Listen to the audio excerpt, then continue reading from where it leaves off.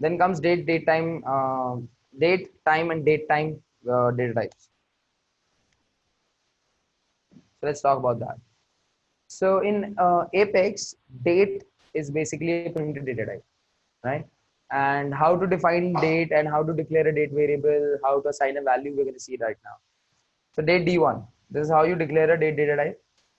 And if you want to assign today's date into it, in that case, there is a method, static method in date, which is called as date.today, right? You must be thinking that it is a primitive data type and how we are able to call a method in the primitive data type. Yes or no? Have you ever heard about boxing and unboxing? What is that? Wrapper classes. What is that? Exactly. So that's exactly the same concept over here. These are primitive data types only, but there are classes for them as well, with the help of which you can use the methods which are declared inside it. That's it. So this date dot today will basically return the today like current date, today's date, and it will get stored into this D1 variable. That's how it will work. Is it clear, everyone? Okay. Next, D1 is equals to date dot new instance, year, month, and date. You can, I mean, like if I want to store a current date inside it, I can use today method. But if I want to set a specific date, and in that case, I'll have to use this new instance method, which is a static method of date class, right? Otherwise, I'll not be able to do it. If I'll try to assign a value just like this, it'll not work. If I do it like this, it'll not work. If I'll set it into a string, it'll not work. It will only work if I'll use this date dot new instance method. Is it clear? Okay. Where this is year, this is month, and this is system.debug d1.to start of month. So this method will basically return the start of the month which that date has. So this date is 1st of January 2018, right? When we'll call start of month. Now we're discussing some methods of this date class, nothing else. We've already discussed what this data type is, how it works, and how to use it. Now what we're doing is we are just discussing different methods that we have got in this particular date data type. So there is to start of month, which basically returns the start of the month. Like if the date is 7th January 2018, what will be the start of the month? 1st January 2018. If it is 17th January 2018, what is the start of the month? 1st January. That's it. Then start of the week. So it will return the date when that week started, right? Will it be Sunday or Monday? Monday. It will be, right? And yeah, I mean, I might be wrong, so you can check it on your own as well, and then yeah, go through that. So that's these are some methods, and there are multiple other methods which you can use with this, like d1 dot c. How many methods are there? So you can use all of these methods depending on your requirement. And the difference over here in system and system is y is capital. Is it making any difference? Why? Because the language is case insensitive. But still, every code, see, I mean, complete code that you can see on your screen is written in a case sensitive format. Why? Exactly. To make it more readable, and also one more thing. Currently, you're working in a language which is case insensitive. Tomorrow you go and start working into a language into case sensitive, which is case sensitive language. Then in that case, don't you think that there'll be a problem that you'll face? I mean, for a complete month or at least couple of months, you'll be facing this issue of case insensitivity and sensitivity. So if your habit is of writing the code in a case sensitive language only, then please don't destroy it with Apex. Keep it intact. Write it with the case sensitivity being considered, so that there is no problem that you face, and that makes your code more readable as well. And this case sensitivity and insensitivity basically defines if okay, so if the I'm calling methods like d1 dot to start of method.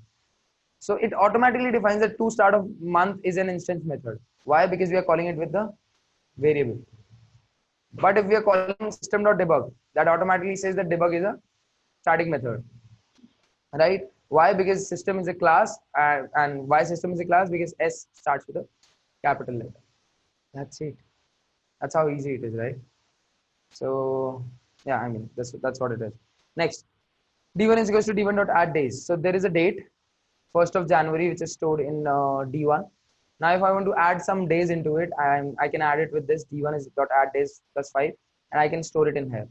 And then when I'll debug it, it'll give me 6th of January 2018. There's no difference between writing this and this. So see, over here, d1 is equals to d1 plus 5. d1 is what type of value or what type of variable? 5 is integer. So these are two different data types, right? And I'm trying to use plus operator between them. And it is all, I mean, it should not work, but it is working. Getting it? So it is like it is already defined over here that if any numeric value, specifically integer, if used with a date variable, then in that case it should call the add days method and just add the days. Or if there is minus, then subtract the days. That's all what it is. So it will give the result same as above, right? That means now there is 6th of January in D1, but the value that we'll be able to see is 11th of January because 5 more days are added into it. That's what it is. Then comes, yeah, add months. This is another method with the help of which you can add months. Add years. If you want to add years, you can just simply add it like that. So if I'll add 4 months, it will be from January to May. 11th January will become 11th May. If I'll use add years, 11th May 2024. That's it. Let's start with the time data type. In time data type, let's see what all is there and what all we can do with that. So in order to store time in an Apex program or in an Apex class, we can use the time data type, which is again a primitive data type. And the way to use it is time t1. Again, this is how you declare it. And t1 time.new instance is the method with the help of which you can actually set a particular time in this particular variable. So over here, I've set it as for 15, 44, 45, and 50. What that means is that it's 3:45, like 3:45 p.m., 45 seconds, and 50 milliseconds. That's what the time is, right? So if you want to store any time like this, you can use time.new instance method. I hope it is clear. Next, system.debug t1.add hours. When you talk about add hours and when you add like add hours bracket 2, then in this case you're just adding more hours to it. That'll make this 15 to 17, right? No other change. Add minutes 20, so 44 to 20 minutes, add 4, so it will increase 18:04. So we've added 20 minutes in this. That's what it is it clear? It's very easy, right? And let's talk about date time data type. Date time dt1 is equals to date time dot new instance, date as well as time. So there are some situations like we've got a field called as registration date in our student object. In that we store the date as well as the time. So I mean, yeah, inside that we can give the date as well as the time, and we can store both of them into a single variable. Date time dot new instance. This is year. This is what month. This is date. This is hours. This is minutes, and this is seconds. That's what it is. And again, that date time dot new instance method. Getting it? Perfect. And then there is date time dot now. So there is a difference between today and now. Today basically returns the date, current date, and now returns the current date as well as the time. I mean, what all is there in date time, date, time, and date time class or data type. Let's move on to our next class, next data type, Boolean. How many of you are aware about Boolean? Almost everyone, right?